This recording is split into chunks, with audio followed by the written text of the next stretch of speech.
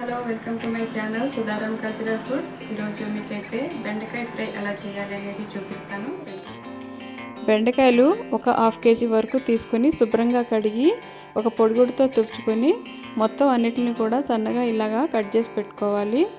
Stove పై pan పెట్టి ఒక 5 table spoon వరకు ఆయిల్ వేసుకొని ఆయిల్ హీట్ అయిన తర్వాత జీలకర్ర 1 టీ స్పూను, ఆవాలు 1 టీ స్పూను, అలాగే పచ్చిశనగపప్పు 1 టీ స్పూను వేసుకోవాలి. మినపప్పు 1 టీ స్పూను, పల్లీలు ఒక 2-3 టీ స్పూన్ల వరకు వేసుకోవచ్చు. అలాగే తుంచి పెట్టుకున్న ఎండుమిర్చి ఒక 6 నుంచి 7 వరకు కట్ చేసి వేసుకోండి. మీరు తినే కారాన్ని బట్టి. మొత్తం పోపు అంతా కూడా ఒక 5 మినిట్స్ వేయించండి. పోపు ఎర్రగా వేగిన తర్వాత కడిగి పెట్టుకున్న కరివేపాకు కూడా వేసుకోండి.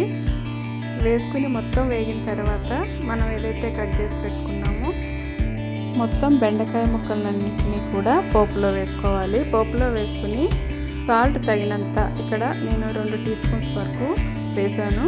వేసి మొత్తం కలుపుకొని మూత పెట్టి మనము ఒక 10 నుంచి 15 నిమిషముల వరకు మీడియం ఫ్లేమ్లో పెట్టి మనము మగ్గించాలి. చూడండి, 10 నిమిషాల తర్వాత చూస్తే ముక్కలన్నీ కూడా మెత్తగా మగ్గాయి. దీంట్లోకి మనము ఒక 2 టీ స్పూన్ల వరకు శనగపిండి వేసుకోవాలి. ధనియాల పౌడరు ఒక హాఫ్ టీ స్పూన్ వరకు వేసుకోవాలి. పసుపు ఒక పావు టీ స్పూను, అలాగే కారము 1 టీ స్పూన్ వరకు వేసుకోండి. ఎందుకంటే ముందుగానే మనము ఎండుమిర్చి వేసుకున్నాము. కారం చాలా ఎక్కువ అవుతుంది. కారం ఎక్కువ తింటే పర్వాలేదు, లేదంటే తగ్గించి వేసుకోండి. మొత్తం అన్నిటిని కూడా ఒకసారి కలిసే విధంగా మొత్తం ముక్కలకంతా పట్టే విధంగా కలుపుకోవాలి.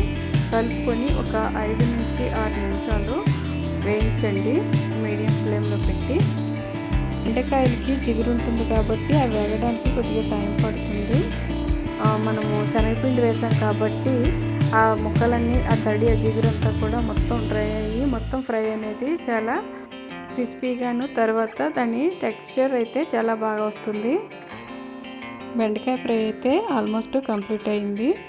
చూడండి, చాలా క్రిస్పీగా చాలా బాగుంది. నేను ఈ బెండకాయ ఫ్రైకి కాంబినేషన్గా ఇక్కడ సాంబార్ అయితే పెట్టాను. సాంబారు వేపుడులు ఉన్నప్పుడు బాగుంటుంది. ఈ పిల్లలు చాలా ఇష్టంగా తింటారు కాబట్టి మనం వీక్లీ వన్స్ అయినా ఈ విధంగా చేసుకోవచ్చు. డైరెక్ట్గా ఆయిల్తో మనం డీప్ ఫ్రై చేయకుండా ఇలా కొద్దిగా ఆయిల్ తోటి కొద్దిగా శనగపిండి వేయడం వల్ల మనకి వేపుడు పొడి పొడిలాడుతూ ఇలా ఉంటుంది. చూడండి, టేస్ట్ అయితే ఎలా ఉందో చూద్దాము.